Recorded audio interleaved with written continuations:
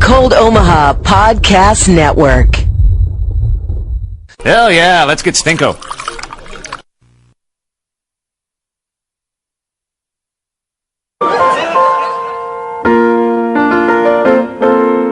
Making your way in the world today takes everything you've got. Taking a break from all your worries sure would help a lot. Wouldn't you like to get away? Sometimes you wanna go where everybody knows your name, and they're always glad you came. You wanna be where you can see our troubles are all the same. You wanna be where everybody knows your name.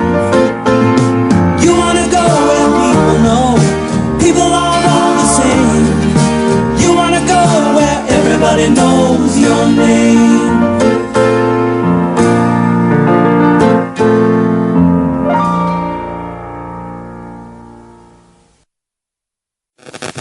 Welcome, Giles and the Goalies podcast. Giles Farrell here, along with Ben Remington. Hello. We wish you a happy Memorial Day weekend, wherever you may be. Mm-hmm. I am certainly out on the town somewhere, enjoying a few spirituous beverages. Mm-hmm. And Ben is going to be... I don't know. I don't know yet. It's kind of a birthday week for my girlfriend, so hopefully I'm doing something fun. Should be fun. Yeah. Is it weird I got an invite to her birthday? No. Okay. Am I there just for moral support for you? No, maybe. Okay. It's okay to say if you need it. I didn't think you'd do it. No, I mean, I don't exclusively, but you're more than welcome to come. All right. I guess we'll see if she's ready for Drunk Giles. Because you know the golden rule on your birthday is there's always somebody more drunk than you. Yeah. I feel like you could pull that off. Yes, I would be the betting line favorite. So anyway, this is kind of a weird show we have in store for you. A weird but unique show. Yes. In the fact that we have kind of put together our favorite clips from our first 100 episodes. Yeah. We kind of meant to get this released in time for kind of coincide with our 100th episode, but obviously schedules just kind of didn't align for that, so it took a little longer to get this one out, but we figured no better time to do it than on Memorial Day so that we can kind of go and enjoy the weekend. Yeah. So and we do have a fun show lined up here. You can listen to the first minutes of this podcast, which was unnamed at the time, as you'll find out. It was.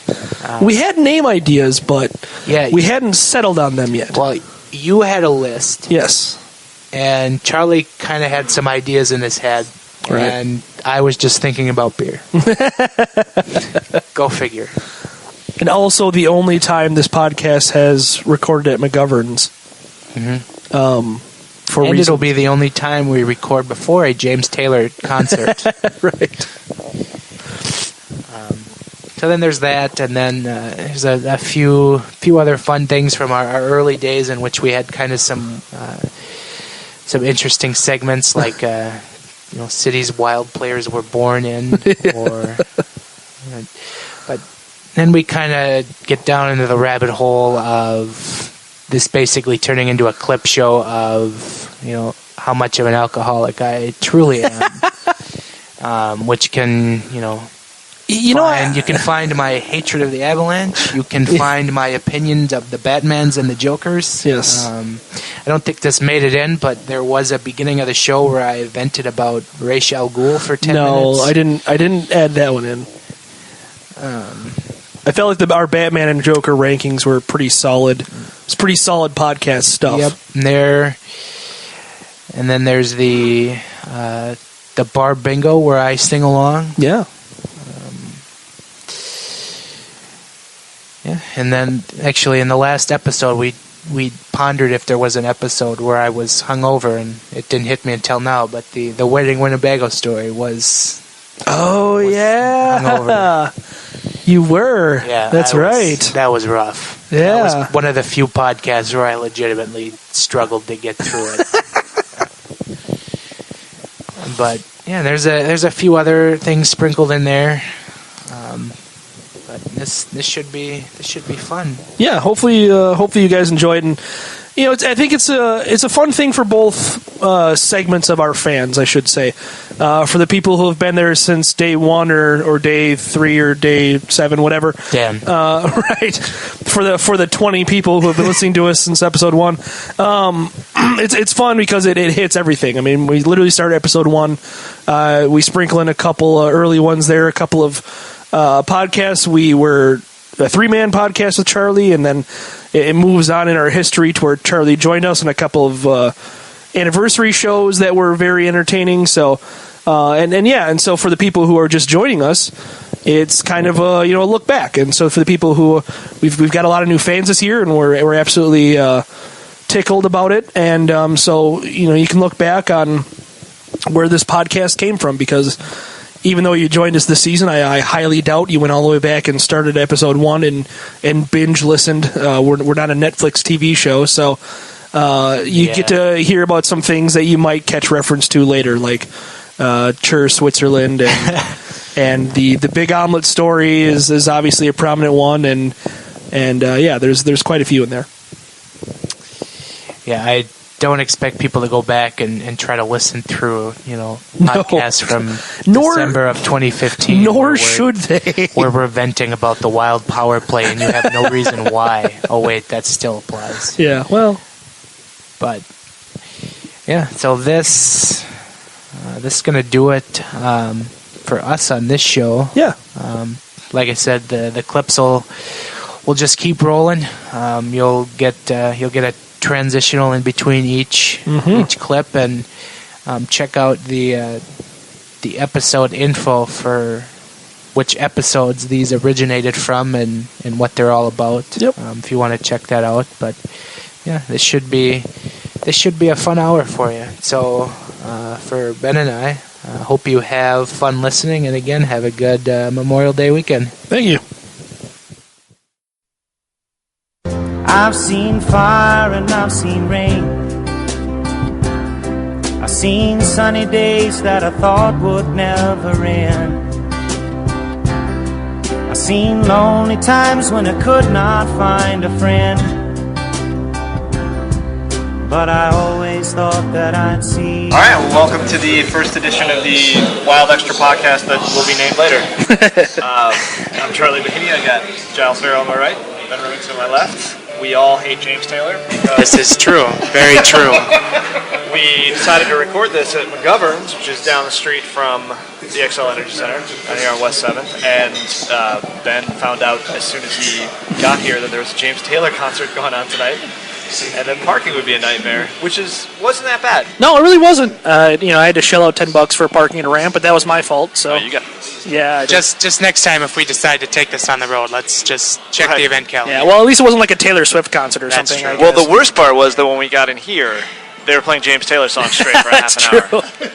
Which, I don't hate James Taylor necessarily, but for an hour, it might be a bit much. It's a little too mellow to talk hockey. I did get a kick out of the bartender who flew by, and he just said, "I hate James Taylor." That was good stuff. He did look like he'd been on an 8-hour shift, and it was 8 hours of fire and rain. And Carolina on mine. Yeah. Oh, yeah, that would probably do me in too. Anyway, back to more hockey pressing related matters. It's Sunday night, and the big news today, which is not Wild related, but it was sort of Wild related because he's an ex-Wild player and a Wild great, if you want to call anybody a Wild great, is that Dwayne Rollison is on the bench tonight at the age of 45. Suited up. The Anaheim Ducks. Ready to go. And may go in, from what we know, because Jason LaBarbera is getting lit up. Yeah. It was 3-2 to the Ducks last time I checked, so they turned it around. You said he'd given up 2 goals quickly.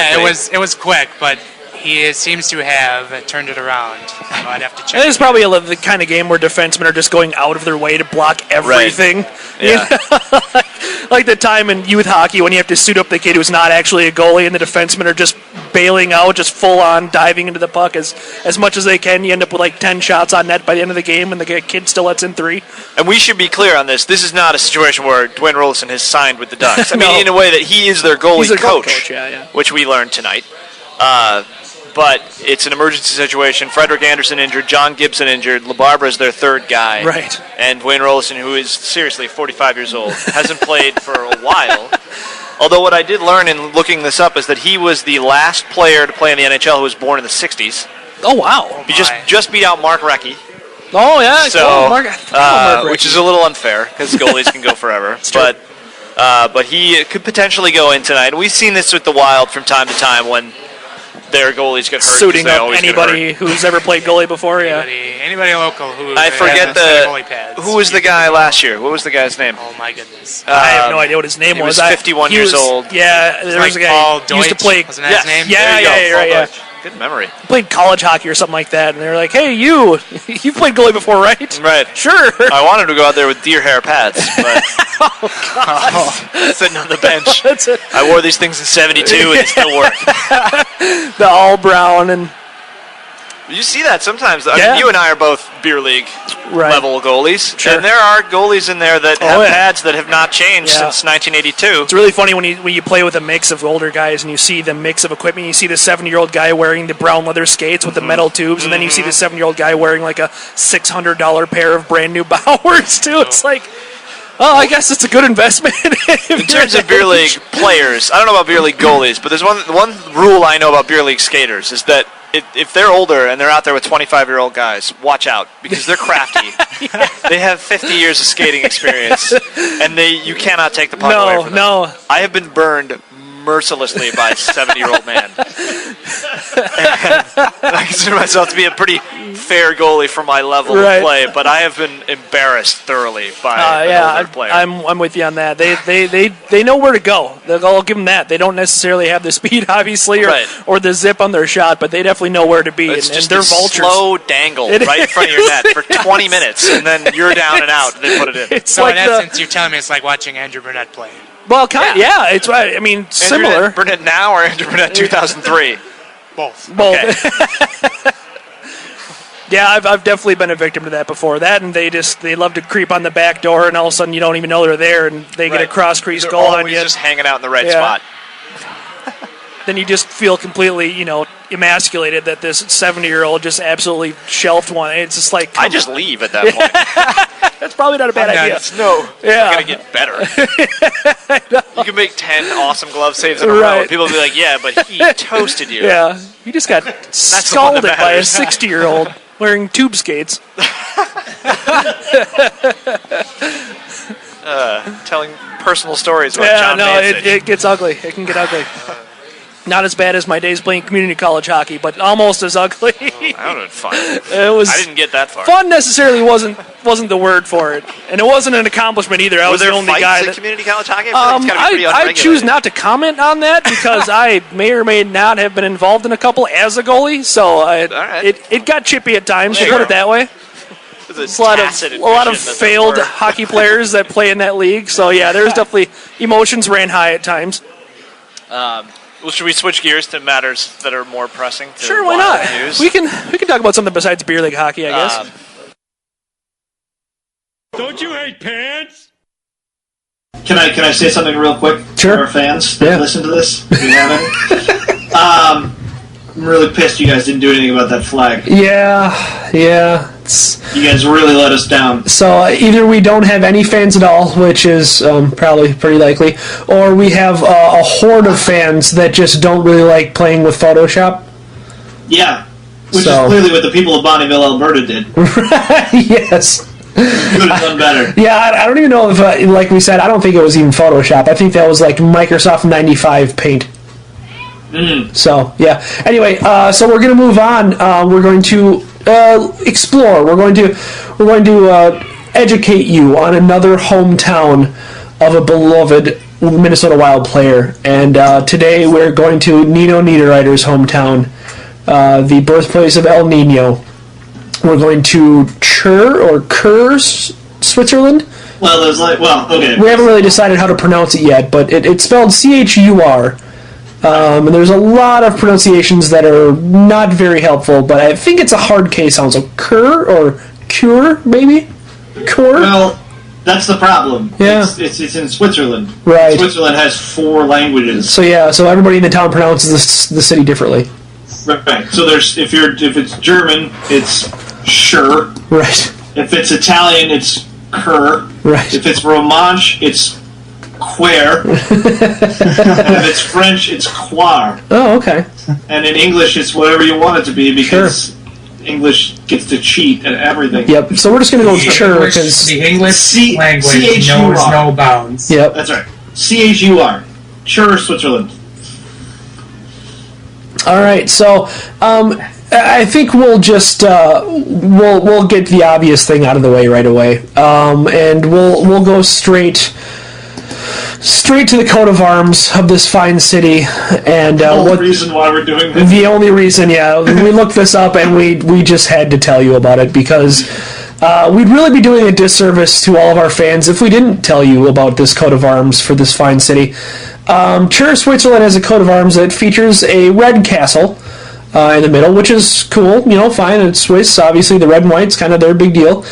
But inside said castle is something that we determined that they're calling it a Capricorn. Was that? It's a Capricorn. Yeah. It's a Capricorn, which is half goat, half fish, right? Something but like that. for whatever reason, we can't really make out where the fish comes in.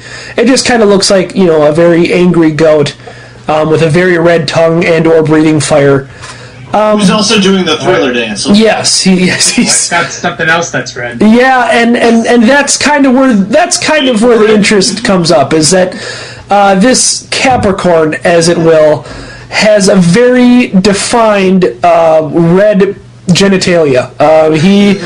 He has basically kind of a third leg going on in this city's coat of arms. Kind of.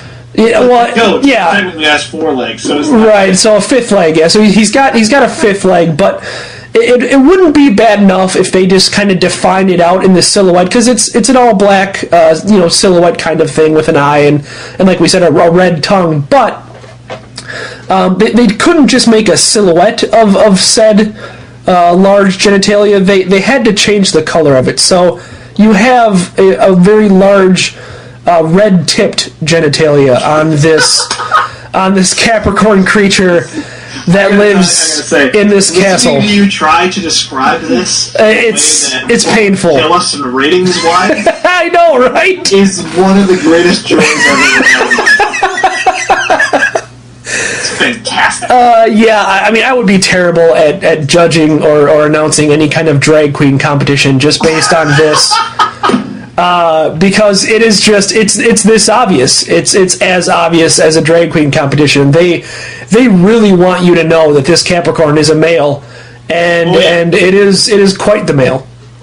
Oh yeah, he's ready to go. Yep, it's out there, folks. It's just out there. It's all wound up. Yep.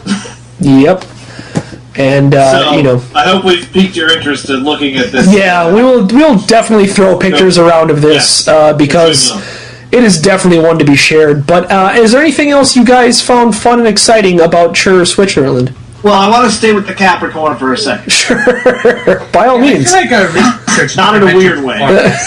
Okay. Well, it was kind of distracting, so you're right. Very well. But no, there was the one thing that we did figure out, because we all looked at this a couple weeks ago after the podcast was over, and now we're revisiting this, because we said we have to revisit this. Too awesome to hide. But the Capricorn, a little bit, looks like, at least the head. Yes. The real head. You know what I'm talking about. Looks a little bit like the alien in Alien. Right. Yes. Or even a Predator head. But, sure. But what we found out about Chur, Switzerland, is that it is the hometown not just of Nino Niederreiter, but also of H.R. Geiger, who is an artist who actually created the alien in Alien. Sure.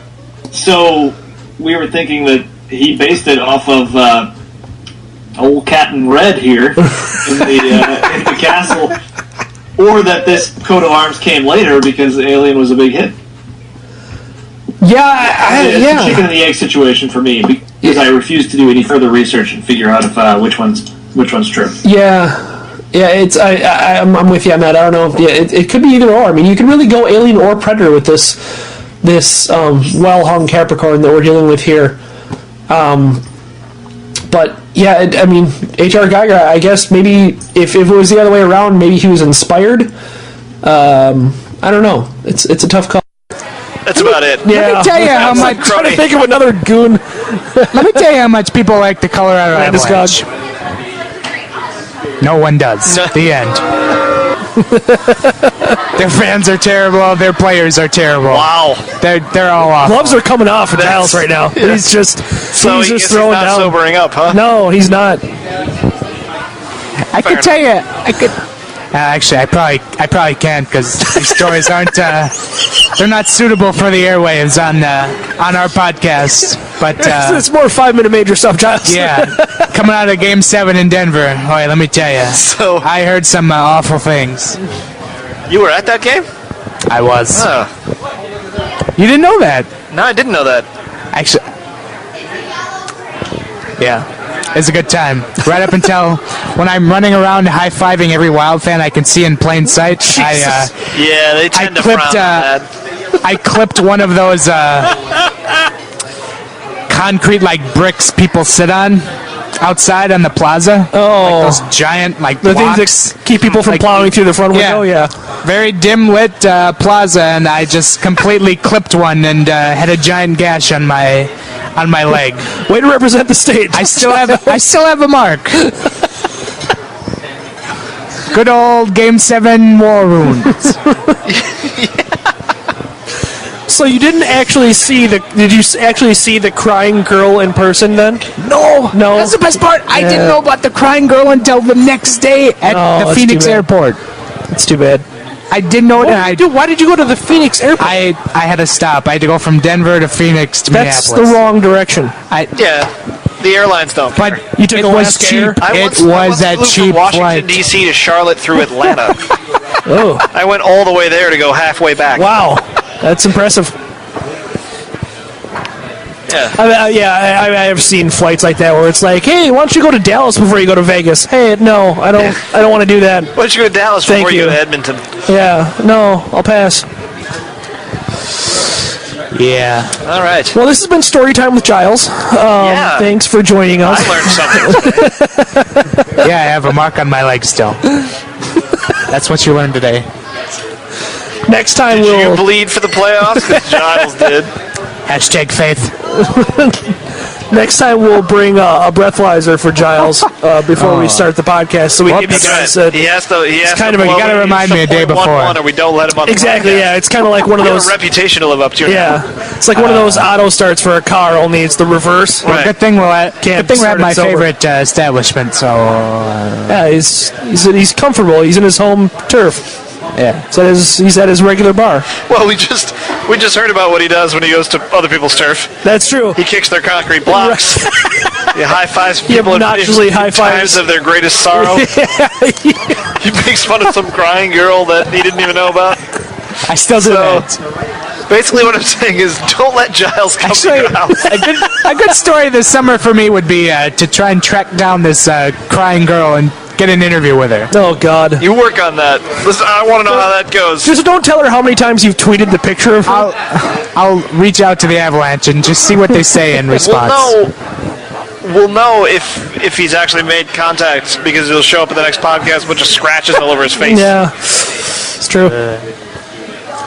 A black I'm guy. having regrets about inviting Giles to that party later this summer that I'm having now. It's might be a sketchy situation. Well, Yeah, you did. I was gonna ask you about that. It'll be fun for like the first half hour. Luckily, it's not actually at my house for most of the time. Good so move. yeah, if you just destroy my city park that we're holding this at, that's just fine by me. Oh, we're getting into municipal fines there. Though. Actually, my girlfriend put a deposit, so that's not a good idea either. Oh, yeah, you're covered. That's fine. I'm sure it'll. They have our damage name you on do. record. Hey, this won't end well. Whoops. Well, at least he's pre-apologizing. Yeah, Or at least it's true. pre-whoopsing, or It's whatever true. that was. My bad. Don't you hate pants? I mean, it's nice that Coyle, was top 5 in the NHL in scoring in the preseason. That's kind of a shiniest turd prize, so I don't really care. I'm much more concerned about the fact that a couple of guys got banged up and hoping that doesn't affect the start to the season, basically. My main man, Big Omelette. Leading the league in scoring. They're in the top 5. Yeah. There'll be a nice note on his little page next to. I don't know if you guys have read the Viral Media Guide, but it'll be a nice little thing next to best music and leading the NHL in preseason. I'm actually hoping to see the Big Omelette notation next to Charlie Coyle in the Media Guide down the road. Charlie Coyle, top 5 in the preseason scoring, also likes big omelets. Have you guys told that story on this podcast? I don't think on the podcast. No, it was okay. We'll sidebar here. So we're at Tom Reed's tonight, which is fitting because this is where a story takes place. Sure. After one of my many trips here after a Wild game, I think we were drowning our sorrows away in a beverage or two after a loss, and just hanging out, standing at the bar, and this guy standing next to me asked, "Did the Wild win tonight?" And I said, "No, they didn't." And it wasn't an overly close game. Also, props to that guy for going into what is pretty much the Wild bar and not knowing if the Wild won or lost. As you'll find out, he didn't care because he sees him anyway. And so he was like, "Who scored?" And I was just I listed off. It was like Parisi or Palmanville or what have you. Yep. Thanks. And off track. Yeah. Waitress sent you for a loop. So I was listening to players, and then he just kind of chimes in after I list the players. He goes, "I don't know all your players' names," and I was like, "Do you live here, sir?" And he was like, "No, I cooked them breakfast." And I said, "Come again?" And what I discovered was he is the chef inside the arena for their morning skates and practices and whatnot. And so basically, he told me that he only knows the players by what they eat, not by their actual given name. Which is kind of awesome. And as he's telling me this, at the same time... This is the food version of players basically having a nickname that ends with their name and why. And why, yeah, exactly. So basically, around the same time he's telling me this, Charlie Coyle highlight comes on the screen at Tom Reed's, and he literally points at the screen and yells, "Big Omelette!" And I just about fell over.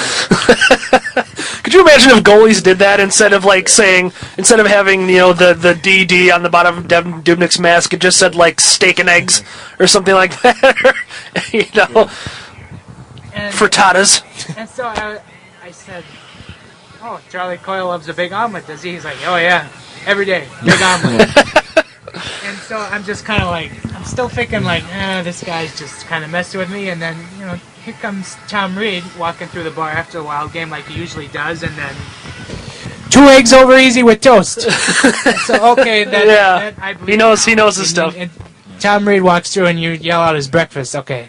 Tom Reed seems like a 2 eggs over easy kind of guy. Yeah. Yep. So I could see it. Yeah. So at any point in the year, if you see me tweet Big Omelette, that's what I'm referencing. Or the Wild Extra account, or anyone affiliated with that. We're really pushing that train. Yeah, we Hashtag want to get Big that. Omelette. Yep, hashtag Big Omelette. I'm thinking about customizing a Big Omelette 3 jersey. That's up there. I mean, who knows if that happens, but we'll see. He's the 3-egg omelet. Anything's possible, yeah. Makes sense. Don't you hate pants? Yeah, we just told you we were going to do that. Damn it! It's the 3rd time that's happened. As the breaking news of the afternoon from hockey jersey blog, Icetheticks. Icetheticks. Icetheticks would be that's also what I've been calling it forever. Oh, this is why we... Oh, Jesus Christ. Whoops. I swear to God, I'm drinking water. Right, reminder, this is the podcast where Giles is not drunk. Yeah. Icetheticks. See, Giles, the joke is the word is usually aesthetics. and instead they inserted ice into that. That's where they get that from. This is why I don't host. This won't be edited out. No, because I can't. So, anyway, don't swear, by the way. I almost did. We're getting close. I've got a bleep button. We're covered. Anyway, Icetheticks. Icetheticks. I'm going much to say better that that 10 way. times. Yeah, Icetheticks. That sounds way better than what the hell I was saying. Oh, my. Icetheticks had a post today that they came across this Minnesota Wild jersey on eBay, which they believe to be their Stadium Series jersey. And of course, I saw that instantly, having Twitter open right at my desktop at work. Oh crap, I shouldn't have said that out loud.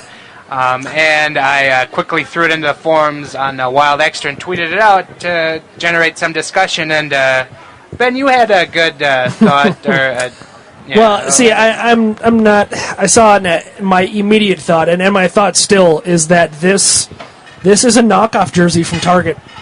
This is Target skirting NHL licensing laws, and by making the most generic jersey they possibly can, while still involving the authentic Wild logo, but otherwise just kind of fudging the details on things and making a jersey out of that. So that's my stance on this jersey, was that it is a Target knockoff, and I pray to God that it's not real, but usually when you get leaks like this, especially so close to the actual unveiling, unfortunately it ends up being real often. So, woof, I believe, is the word that many people are using for this. I want to go back and look at the Wild Road jersey, because it does just kind of look, it has a lot of similar concepts. And obviously, Wild Road jerseys look great.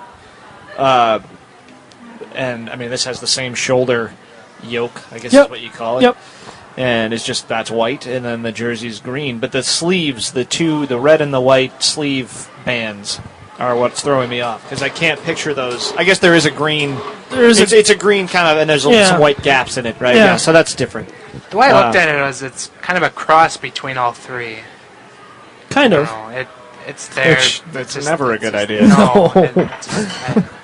Let's just throw three jerseys at each other and hope they explode into one awesome supernova of fashion. It's got one, I guess you could call it a shoulder patch, even though it's pretty high up on the shoulder. It's got one state of Minnesota, state of hockey shoulder patch, which I never approve of one shoulder patch, because why? And then, similar to the laughable Colorado Avalanche Stadium Series jerseys, it's got ginormous arm numbers on it that pretty much run the entire length of a player's bicep, that are just wholly unnecessary. Yeah, well, aesthetically, yes. But I think the reason why I understand is because obviously somebody's going to be calling this game from about 4 miles away. Yeah. And makes sense. You're right. It does look terrible.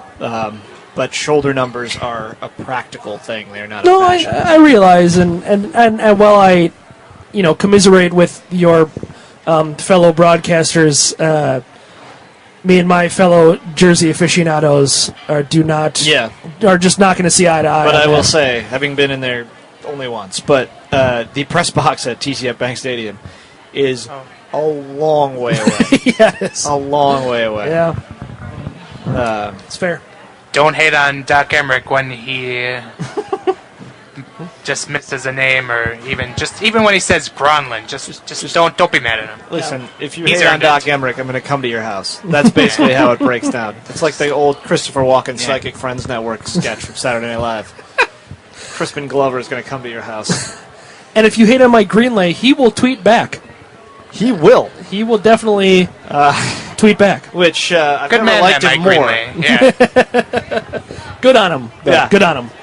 If I knew him and he was of the hugging variety, I would have planted a big hug on him. He seems like a hugger. I'm He just going to definitely speculate does. that He here with definitely no does. backup information. I think Mike's a hugger. Don't you hate pants? Would have been better off for somewhere in the middle of the podcast, because it's non-hockey related, but we discussed this. You came out with your own Batman power rankings the other night, and I don't want to say I take issue with them, because I don't take issue with them, But I've got some disagreements here and there. I don't know. Maybe I'm just I'm not quite the Batman fan that you are, but I have my opinions. So let's roll down your Batman power rankings. You have at number 1 you have Christian Bale. At number 2 Michael Keaton. At number 3 Adam West. Number 4 George Clooney. Number 5 Val Kilmer. And number 6 obviously is Ben Affleck. Like I said, I don't really take issue with that. I certainly would start with Affleck at 6. That's a given, no matter what. But I don't know. I mean, I wasn't as awesome as the most recent Batman movies were. There's just something about Christian Bale's big boy voice that just kind of turns me off to him being the best Batman of all time. I don't know. What are your arguments for him being the best Batman? I mean, you're right. His voice as the trilogy went on kind of got worse. I guess also as the trilogy went on, he did kind of regress just as Batman. But if you take the body of work, it's still pretty good. And that's fair. I just felt like not just everybody can play Batman. Because I always feel like you have to find that fine line of who can play both Bruce Wayne and Batman well, which is pretty much factoring my power rankings. Yeah. Which Christian Bale did. No. And, I think that's fair. I think it's kind of a crapshoot after Christian Bale. Yeah. I mean, you could 2 through 5, or I don't know. They could probably be a little more interchangeable, but Michael Keaton did pretty good, so I'll give him the number 2 nod. Yeah, I think the thing with Bale, I think you're right. I think he, as far as Bruce Wayne / Batman being a brooding trust fund baby, I think that Christian Bale nails that pretty hard. But yeah, I don't know. Maybe it's just I can't get over the big boy voice. I don't know. And then Clooney, maybe it's just because I hate George Clooney, but it's just like he made Bruce Wayne into a little bit more of a playboy kind of thing, and maybe it was just the plot of that awful movie. But I don't know. I wasn't really a fan of him. I think that Kilmer did okay, but small sample size maybe. Like I said, those two could probably be interchangeable. Yeah. Because those movies were just the Clooney one more so than the Kilmer one, but those are just ridiculous. So bad. Over the summer I had a few beers and I live tweeted the Batman Forever. Oh God. From my alternate Twitter, which you stumbled upon this last week. Sure. Something I can thank Dan for. But yeah, it's ridiculous. The plots are the stories are ridiculous in those movies, and oh God. Much like the third jerseys in the NHL in the 90s, those movies were peak 90s. I mean, oh my God, they were 90s. So I don't blame you for hating either one of those. And I think even if I didn't hate Val Kilmer as Batman, I think you're probably right. I think him and Clooney there's kind of a tier there where 4 and 5 are kind of a given. And Affleck, I mean, there's no argument. He's 6. He's awful. He's terrible. He's Ben Affleck. So that brings me to Adam West. Now, I assume you like Bale and Keaton because, I mean, they're your top 2. Did you like Adam West's Batman? I mean, it was kind of a super kitschy, but that was kind of the point of the show. For the era, and he did that in, and I haven't seen all of the Batmans or show that he did. I saw the movie, but sure, sorry, Mason. It is what it is. I already said it once, so. I guess. Oh, I missed that. But I felt he was good for the time he was playing Batman, so I didn't take issue with it. Yeah. I mean, if you're going to have a Batman with, really stumpy ears and painted on eyebrows, I guess, it's and the whole point of that show is it was much more, the caricature side it just kind of fit the TV show. I liked Adam West as Batman, and now, I mean, obviously, as like the mayor on Family Guy and whatnot, he's just kind of he's a punchline. But I think for what it was, I mean, for a 1970s TV show, I don't think he was. I hadn't moved in a few minutes, and then I finally was like, okay, I need to turn the channel. So I turned it over to Fox, and they had the afternoon game. Mm-hmm. And no joke, the first thing that came on my television when I turned the channel over was a advertisement for the Batman Superman movie. I know. It just like, oh, good, thank you for piling on in my troubled times. It just, I don't know. Yeah. I hate that movie. It hasn't come out yet. I know. I'm not a big movie guy, as you all know, and as maybe some of the listeners know, but there is no chance I will ever see that movie. It looks so terrible.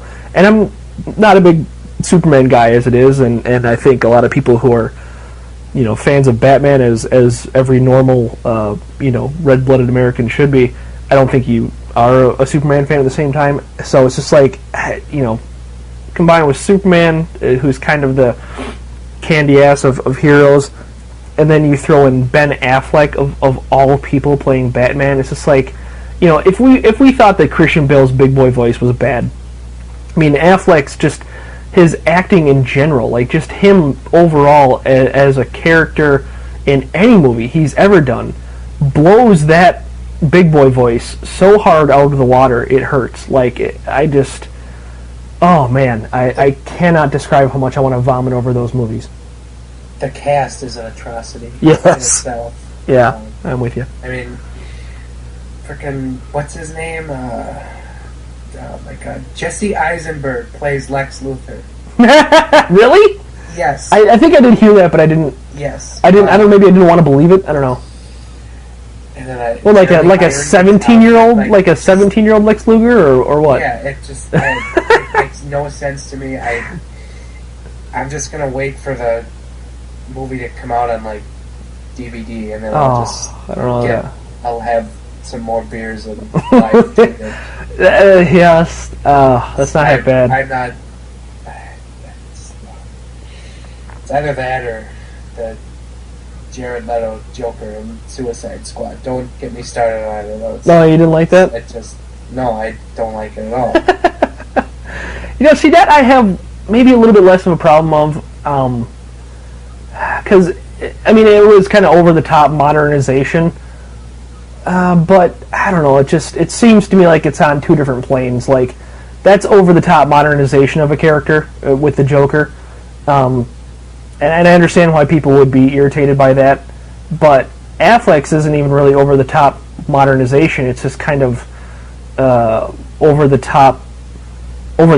Like, I don't even know really how to put it, but man, it's just, I don't know. So what are your issues specifically with Jared Leto as a Joker? It looks dumb. Okay. I mean, I don't know. I understand. I don't know, and I have a high standard for the Joker. My favorite Batman character. Sure. The list of people who have portrayed or voiced the Joker have been quite distinguished. So do good or right. I hate you. So since that's a much shorter list, what are your power rankings on the Jokers? Was his name Caesar, right? Oh God. And then obviously Jack and Heath Ledger. I mean, Heath Ledger is number one. I mean, I have a tattoo of Heath Ledger's Joker. Sure. So that's commitment, folks. Two is Jack Nicholson, and then I don't know. I'm gonna put Mark Hamill voicing the Joker at 3. He's just ridiculously good at it. Yeah, I can see that. It was Cesar Romero played the Joker on the Batman TV show. He's going at 4, I guess. Yeah, I think the thing about that is, as far as having Ben Affleck being bad, and George Clooney, in my opinion, being kind of bad, Val Kilmer being kind of meh. I think that all the Jokers have been pretty good. Yeah. Cesar Romero, I mean, again, it was very kitschy, it was very comic booky, but I think he did a pretty good job. And obviously, Jack Nicholson, I think, nailed it as far as what those movies were going for. And same thing with Heath Ledger. Like, it's kind of amazing how good the Jokers have been. And maybe it's an easy character to play and to make your own. But, I don't know, maybe it's a little bit harder. Maybe it's easier to... Maybe it's not. Maybe it's just those guys all did a fantastic job. I mean, we know certainly Jack Nicholson and Heath Ledger are fantastic actors. So, credit to Cesar Romero for even being mentioned in the same kind of breath as those two guys. Maybe those three, maybe it's a hard character to play, and those three just collectively nailed it. Yeah, I'm not going to disagree. Sure. I should probably move on, I guess. Our thrilling Batman discussion. Hey, I mean, this is the kind of stuff that people absolutely love on a hockey podcast, I got to tell you. Exactly. You got to nail the nonsense. Otherwise, you're just talking about, Jarrett Stoll for 45 minutes, and people get bored because it's Jarrett Stoll and he's boring. Could have some more interesting discussion on Mike Yo's power play complaints. Well, let's... I suppose. Not turn this completely negative. Don't you hate pants? All right. Well, we've got one final topic, and I think that it's safe to say that me and you don't have a lot of bones to pick. God. But this is definitely a bone that we have to pick. Biggest annoyance. This is where it gets good, folks. So earlier this week, Giles, he tweeted something about enjoying. Oh, it was enjoying soup for lunch at work. Yeah. And I replied with something to the effect of soup isn't a meal. And then you replied with I love soup. And I think I replied with I think soup is insanely overrated. Well, I think my actual reply was an expletive followed by I love soup. I think you're right. So, I mean, if you want to state your case, I suppose, and maybe I'll rebuttal, or we can go back and forth for hours on this topic, really. I love soup. It is an acceptable form of a meal. That's the end of it. Like, if you think differently, you're wrong. And I absolutely think differently. Maybe, I don't know if it's just an upbringing thing, but there's certain things I just can't do for just a meal. Like, a meal to me, more or less, and not always, but has to include some kind of meat to it, which I understand some soups do, but to me, it's just, there's no substance to soup, and that's what bothers me the most. Like, yeah, maybe this might just be, a fat kid topic, even though I wasn't a fat kid. I was a very scrawny kid, but there's not enough there to justify it a meal for me. Soup is it's glorified dip, basically, is kind of how I look at it. It's a side dish, and don't get me wrong, I've had some good soups, but for the most part, it's a side dish. It is not the main event. You cannot make soup the main event. I regret getting chicken tenders here. I should have gotten soup. That would have been the ultimate troll. Would have. Then we would have opened the podcast with this argument, and it would have gone on for 45 minutes. I would have probably opened the show with a bowl of soup on my head. just slurping into the microphone. Yeah.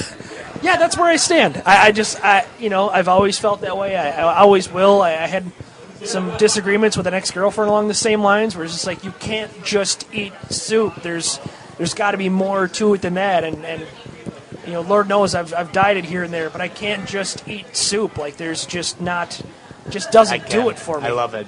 I love soup. Actually, if you're still listening to this show, please find us on Wild Extra or on social media and tell us if you are Team Soup or not Team Soup.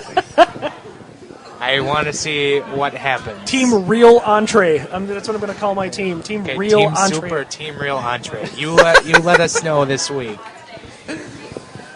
Yeah, and it's nothing against soup. Like I said, I accept its place in the culinary world.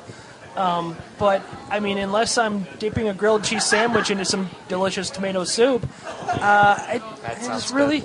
Yeah, I mean that's fantastic because you have a grilled cheese sandwich, Giles. That's why that's fantastic. I can eat tomato soup straight up. Oh, I don't need the grilled cheese, but it's an outstanding compliment to the soup. Oh my God! I think we should probably end this here before punches are thrown. Yeah. Before we start talking about Cam Newton. Yeah, before I spit out any more basketball tapes. Yeah, and we don't need that. Don't you hate pants? All right. That probably sounded much better than last week. Yeah, well, there's no bar bingo going on. Yes, that's true, right too. now. That was obscenely loud. Crying baby is also gone. Yeah, I don't think that was picked up because I didn't really hear it Really? much in the headphones. There was a crying baby. There was. But, if you have kind of paid close attention to our Jersey segment this year, we've kind of scheduled the Central Division teams for later on in the playoffs because fair chance the Wild are going to see them, play them. Yeah. So this week, obviously, will be the Dallas Stars, and we won't be including the North Stars. No, because that's not fair to the anger we're about to unleash here. Yeah, because we skipped over, I believe, Hartford. So do I hold you back from him and him back from you, or did you just both of you guys back from the world? Yeah, that's probably more accurately, yeah. But it's going to be tough. I'm on the other side of the table. I don't know. They kind of have a weird history of jerseys. They do. They came over and they just, adopted the Stars, the North Stars jerseys, which were, very bland and kind of generic. And then they threw Dallas across the top of Stars, and that was it for that. They were the worst North Star jerseys by a zillion miles, obviously, so they weren't very exciting Dallas Stars jerseys either. But I actually kind of liked when they threw the green star into the jersey. I thought that was a pretty decent look when they made it a third jersey, and then they were smart enough to kind of make it their home and away set permanently for a little while there. And I believe that's when they won the Cup in, right? Yep. Yeah. So. With the half. Yeah. The where it was it looked like a giant star. Like those. And, I didn't think they were. I thought that they fit. They worked out pretty well. They're gaudy, which is Texas, and it was a very 90s jersey. It was. Another bingo.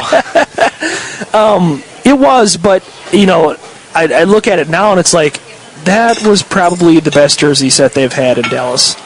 And that's not good. Yeah, that's kind of my point. Is like those were okay because.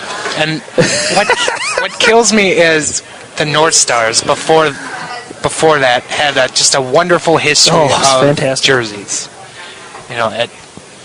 Then their final season I they don't got know if I'm just sanitized. Full of nostalgia or what, but I can't pick out a North Stars jersey I don't like. Yeah, agreed. But.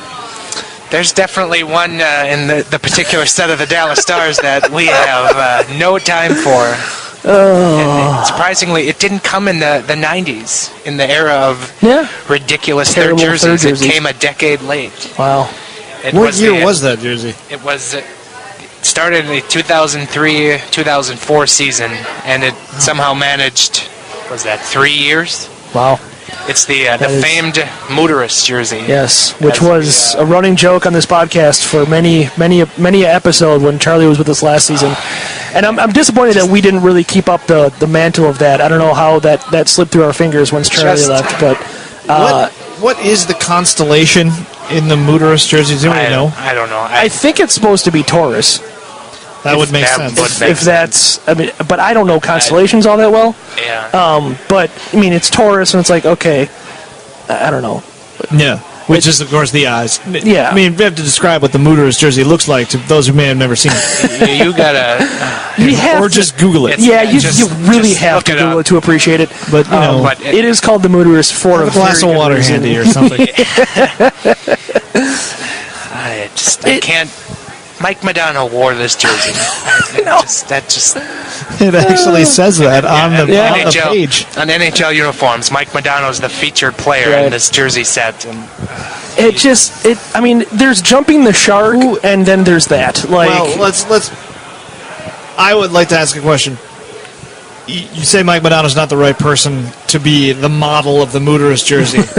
What Dallas player from that era is the perfect model for the Mooterus jersey? I feel like this is a loaded question. No, it's not. It's a serious question. I don't know. All I can think of is Marty Turco. Yeah. That would be a decent one. Yeah. And I think of Modano. Because it can't be anybody that actually won the Stanley Cup. Right, I think... Jamie Langenberger. No, he didn't. No, he won the Stanley Cup. He won the Cup, yeah, that's right, that's right. Plus, he's a Minnesota. Right. Yeah, let's not hate on him. Yeah. Good Iron Range boy. Actually, I have They'll cut you. I have a Dallas Stars 1999 Stanley Cup poster. Don't ask me why I own it. Okay. I have one, and it's... Yeah. All right. No, I would say Marty Turco, or...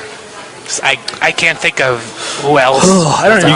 You guys just banter out while I Google the 2003-2004. Yeah, I don't remember the Dallas roster Stars back roster. then all that well. I don't... man, I can't think of anybody from those teams. Get to it in a second. I mean, obviously Turco and Modano was there, but it's like... It was just, that jersey, I don't... Sergei Zubov? Yeah, no, he came... Did he win a cup? He was a cup winner, I believe. Okay. Was he? God, because he was still around a couple of years ago. The playoff special. Not a good roster. Yeah. Well, which kind of, the jersey kind of typifies that, I guess. It's like you. Steve Ott was on those teams. Oh, really? He was. He was young. There you go. Yeah. There's your model, Steve Ott. Steve Ott and the Mooterus, a match made. How about Pierre Turgeon? Wow. Yeah. I forgot he was with the Stars. That could be a thing. I always thought of him as a... He didn't play very many games that year. Yeah.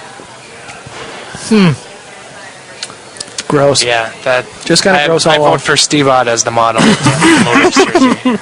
He is the living embodiment of the Mooterus. Yes. Or Bill Guerin. That's actually a pretty good one too. Yeah. Then they moved on to like the I don't know what you would call that, lacrosse style maybe, like. They went super simple, but it's not a hockey look, such really. A bland look. Like yeah, they really dumped the green and they went to black and. Yep. Then even their third jersey, they had a third white jersey, which was just a mere. How are those different? One says Dallas and one says Stars. Oh right. Yeah. Okay. But yeah, and then they forgot to finish them. Yeah, basically, like they were just like default, blank jerseys that they threw a chest patch on. It's the we ran out of thread era, and now. And yeah, that was it's a jersey set I almost completely forgot about, where it was just like Dallas on the chest, and that was it. And I forgot about that maybe because their current era is just so awful that I just don't even want to think of it. Can I make a confession? I don't hate these jerseys. Really? I really don't. Just they got a Hartford Whalers thing about them, and then just it gets me some, right around here. Yeah, circling my heart. It took some time, but I've grown accustomed to them. Like I wouldn't say I love them, but I'm indifferent towards them now. And the thing, maybe some of that had to do with the logo. Right, that's where I'm at. That's where I'm at. Just fine. Yeah, I don't mind the jersey. I mean, I like the return to Kelly Green. I think that makes a lot of sense. Just given the history of the franchise and whatnot. It is kind of a dick move. Oh, it totally is. But I mean, it is what it is at this point. Like that, the team is that franchise is that franchise. They stole the freaking game. I said on Twitter yesterday, if we play the Stars, that the winner of this series should get the North Stars name. I think we raise the stakes instead of some stupid governor bet where we send 40 pounds of walleye down there or something stupid like Mark that. Dayton needs to make that bet. No, we just send the walleye, but if the Wild win, you send us Norm Green, no questions asked. Hogtied. We just do what we want with him. Yes. But yeah, no, I'm with you. Wild summer caravan would be very different. I'm with you guys. I don't hate the jerseys so much. It's just that logo is just like it's just so. It looks like a high school logo. It does kind of look like that weird Edmonton Oilers third jersey logo with the gear. It was Cletus's kidney stone. That's what we named that. Really? It's a kidney stone from the Fox Sports robot Cletus. Yes. That's exactly what that was. And so yes, it does have that feel to it. And the little known fact about that kidney stone is that when he passed it, it had the comet trail. It was glowing. That's right. But you could see it along the near boards, which was nice. Oh, comet trails on kidney stones. Good Lord. Oh, everything God. has an upside. That's terrible. Don't you hate pants? Bar bingo. We need to plan out our Sundays a little bit better, Giles. God. It's all right. Next week we'll avoid it. Well, next time you come to read. Yeah. No, that's I could have, I guess. There you go. Check reads off your bingo card.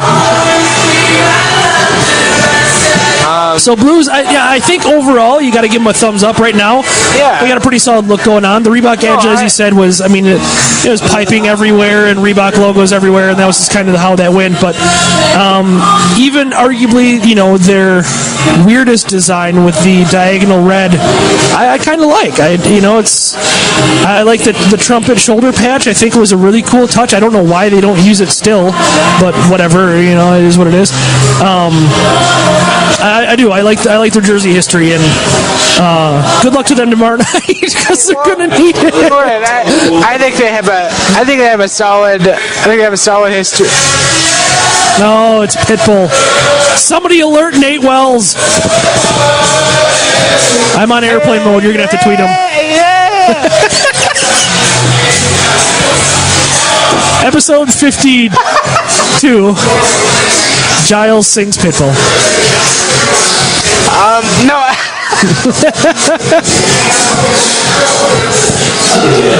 No, I wholeheartedly agree that their jersey history was really good until the Reebok edge kicked in, and I really love their third jerseys with the crest with the arch, the loop there, the arch. I think that's a good solid jersey, and do you?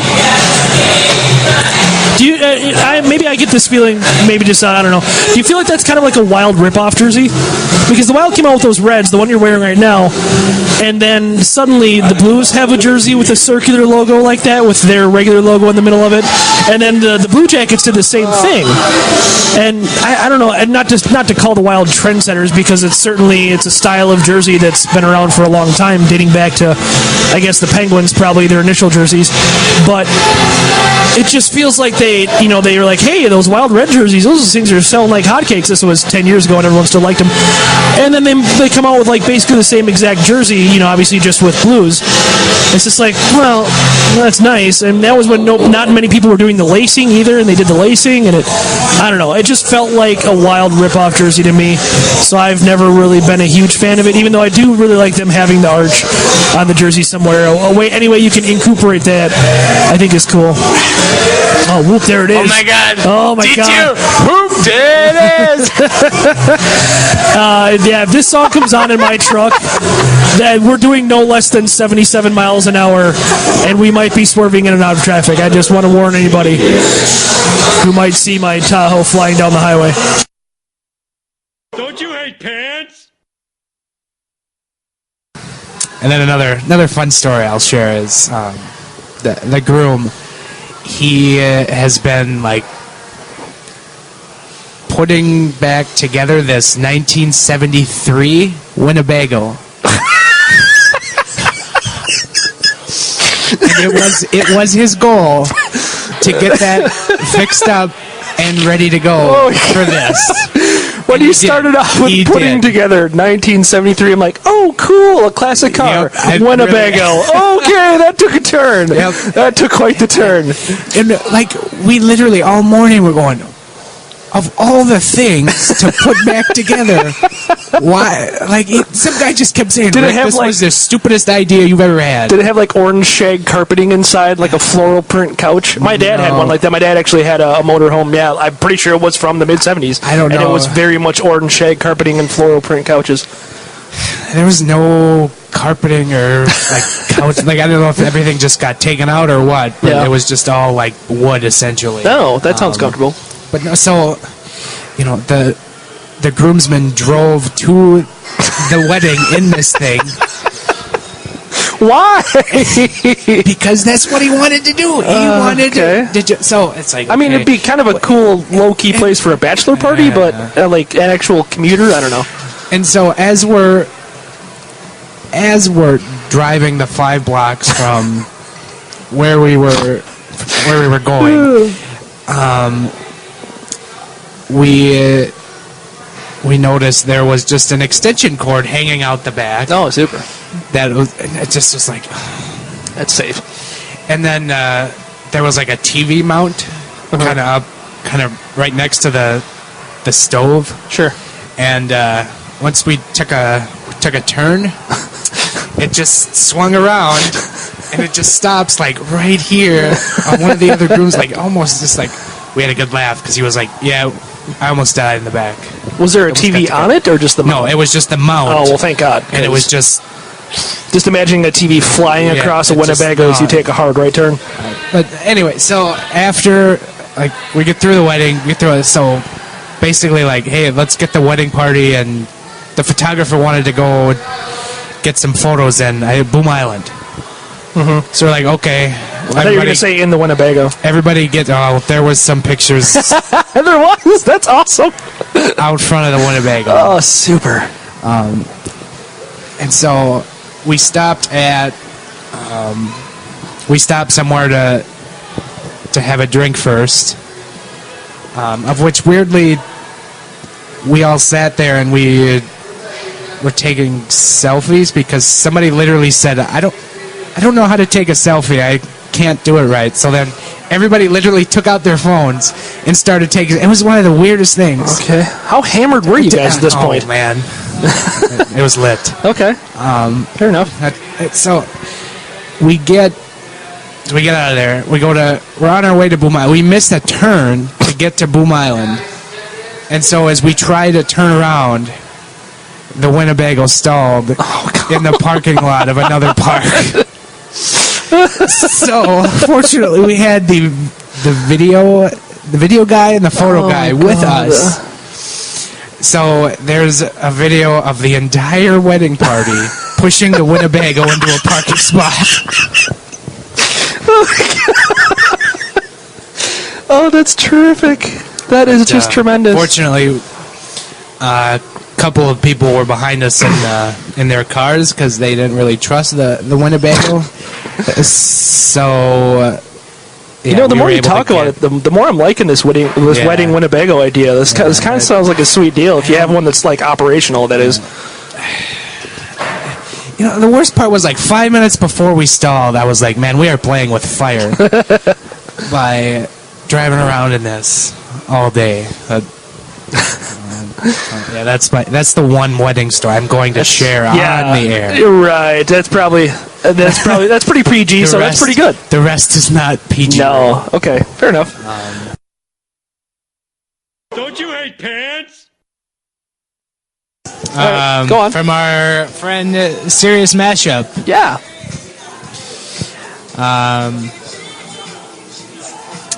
Contemplating what's a good time to come to the Twin Cities. When is the best season to come, and what are the 3 things to do and see? I think I'm going to agree with, this has been said, I don't know if it was quoted or what, but Tom Bernard had said that the weather in Minnesota is fantastic. You could say July 15th or June 15th through Christmas.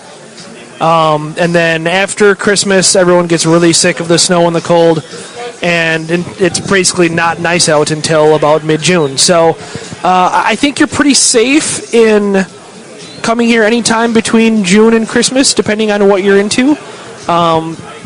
I don't necessarily fully advocate coming here in August because it does kind of get freaking hot here. But the state fair is something that maybe you might want to see. I think it's unique, and I think it's fun.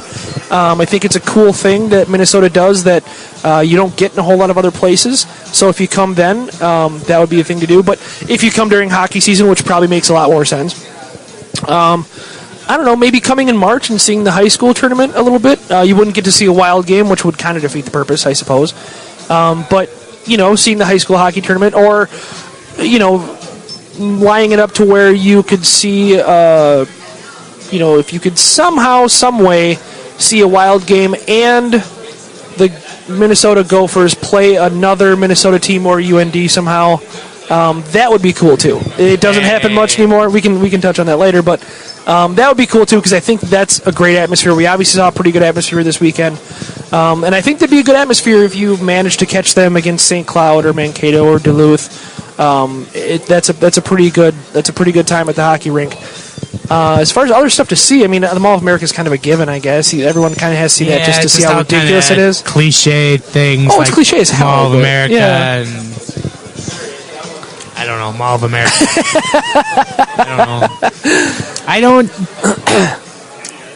really. I haven't done a lot of the tourist things in Minnesota. I really haven't either. Be like, go to Mickey's Diner. Or go to the. Go to other landmarks from Mighty Ducks movies. Yeah, go to that.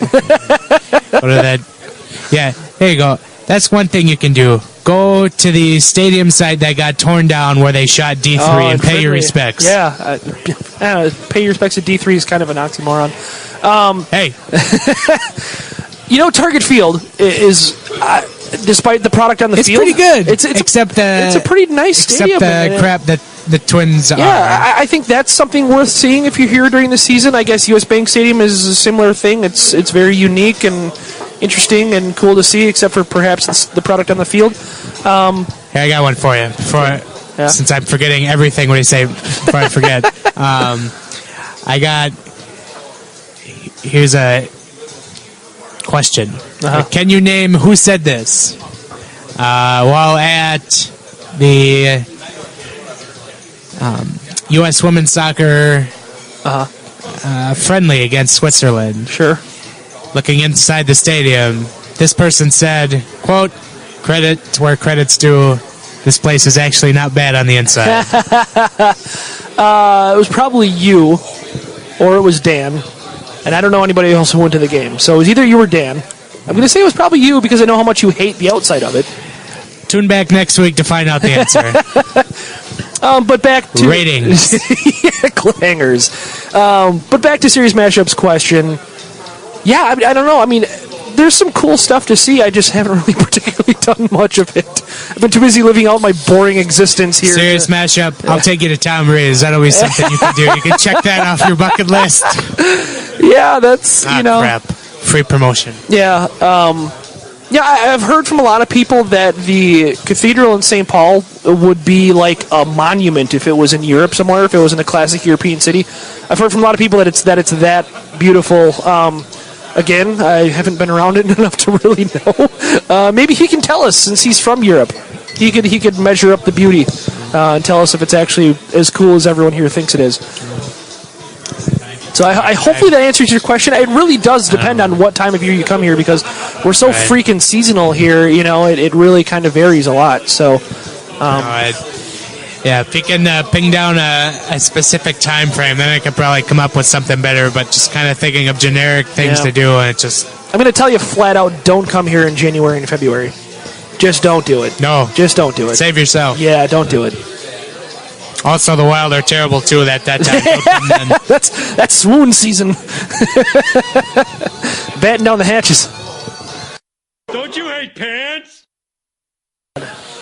And for a commentary on Kenny Albert, we go to Ben. No, I'm not even as big of a Kenny Albert hater. It's just like when the Wild got the last two NBCSN games. First game, okay, we're saved from Pierre. All right, good. But then we have Kenny Albert, and it's like, crap, okay. Like, because you see those NBCSN games, and for anybody, with a soul, you're looking forward to hearing Doc Emmerich. Like, but then the Sunday game against the Blackhawks, which I didn't hear a word of, thank God, not only did you not get Doc, you got Kenny Albert and Pierre. So you got, like, the B squad mixed with the most annoying that guy they could find. And it's just like, that is just horrible. Which? Well, it could be worse. Yeah, you could get you could get Kenny Albert and Brian Hayward. I'm not that familiar with Brian. I'm not familiar enough with Brian Hayward. He is a total knob. I'm not like a huge... I'm not even going to hold back on this. Speaking of a former North Star, you know it's bad. I'm not like a...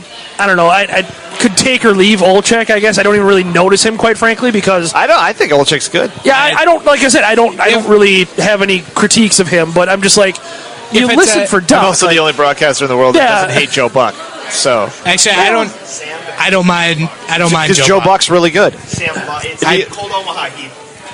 Yeah, I he's actually really good. I don't mind Joe Buck. I don't mind. Okay, so I'll qualify this. I think he is good at play-by-play. I think he's good. This is my thing about Joe Buck.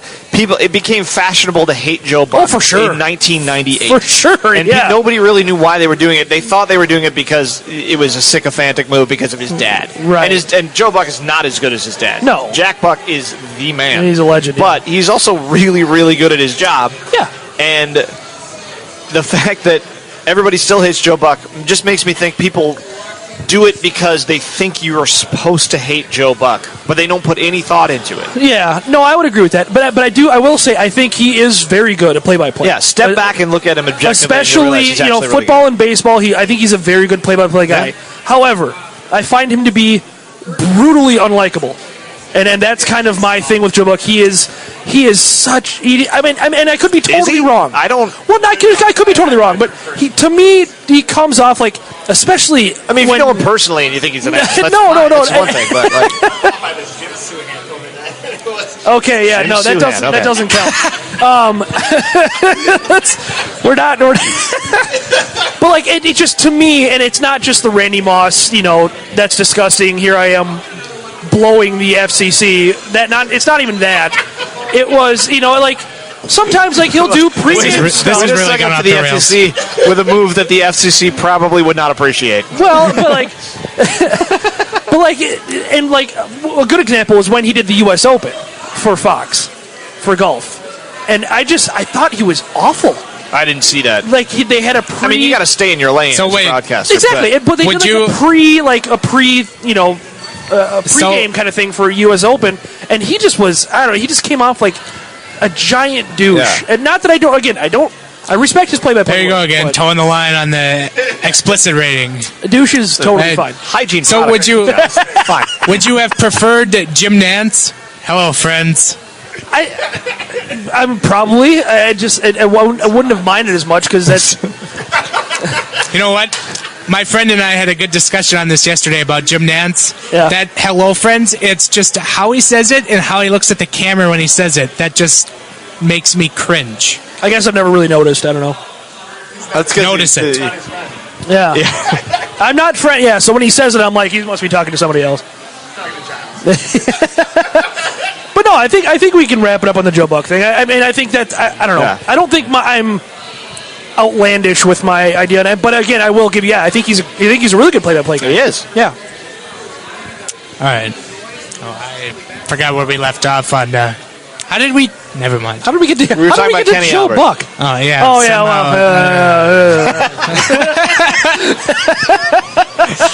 Yep, that's about it. That's the proper reaction to Kenny Albert. Kenny Albert impression I've ever heard. Score! Yeah. I just want him just once to allude to his dad's sex scandal. Just one time.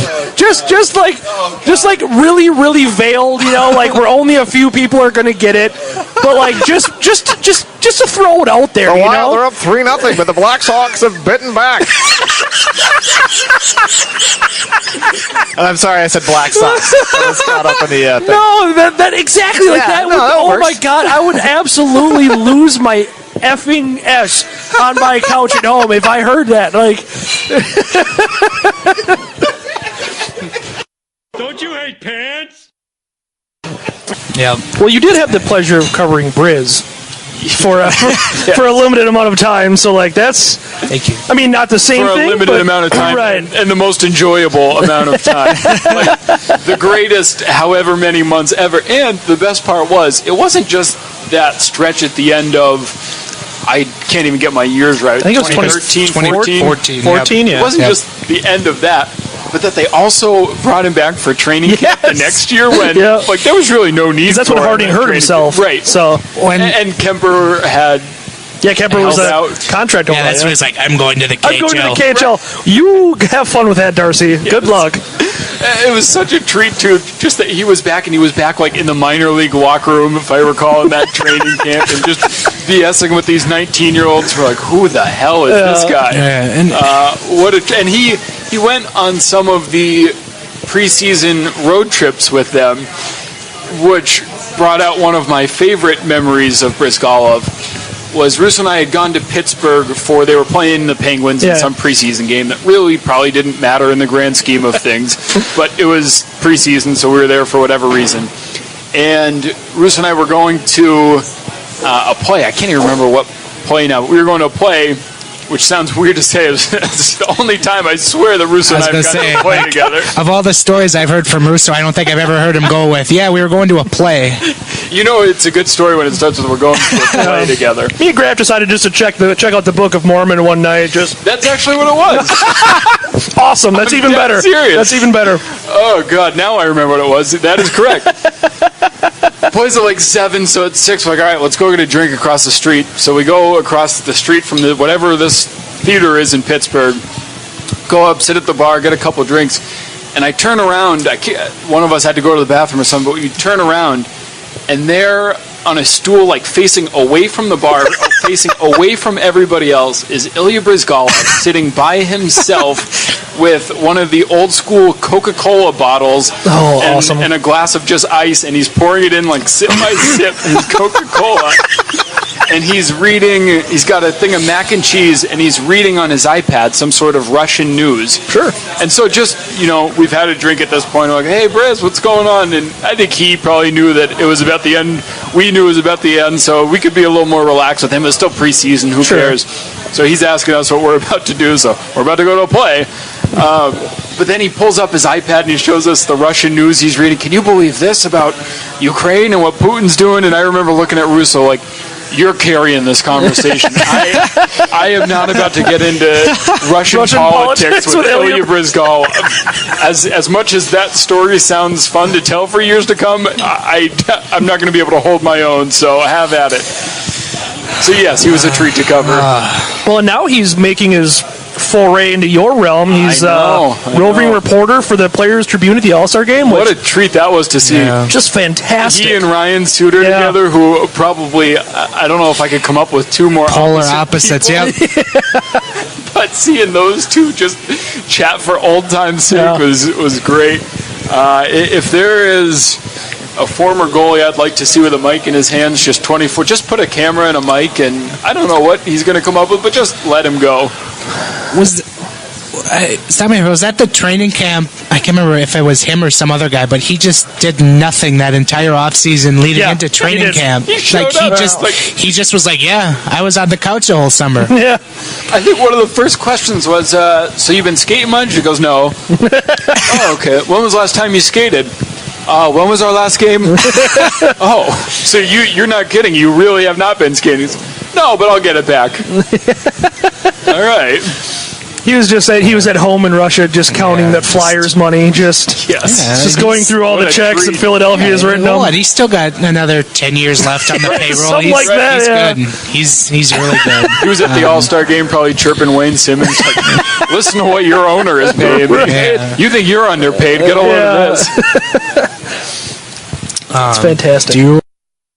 Don't you hate pants? All right, March, you've convinced me there are more terrible things than musical comedies where everyone sings. There is something worse, and it really does blow. When a long-running series does a cheesy clip show.